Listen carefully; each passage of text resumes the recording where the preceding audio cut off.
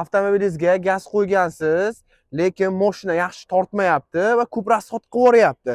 Bunga sabab nimada? Videoni ko'rishda davom etib turing, men sizga shuni aybini aytib bermoqchiman.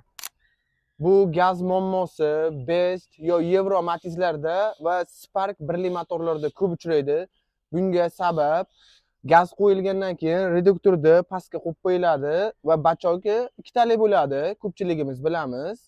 Bachogida bitta kichkina tomonini olib tashlanadi, reduktorda o'shani o'rniga qotiriladi. Shuning hisobiga katta bachog katta havo yutib yorib, gazga yurishdan rasxodlar ko'payib, mashina dim bo'lib qoladi.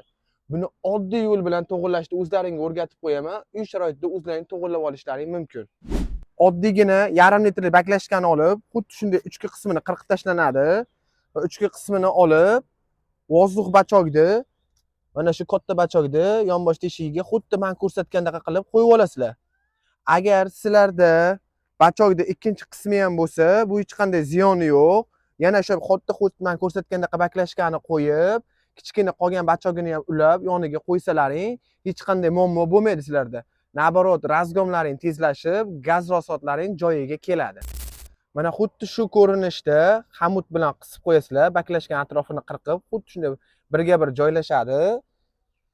Shu bilan sizlardagi barcha gaz muammolaringdan qutulasizlar.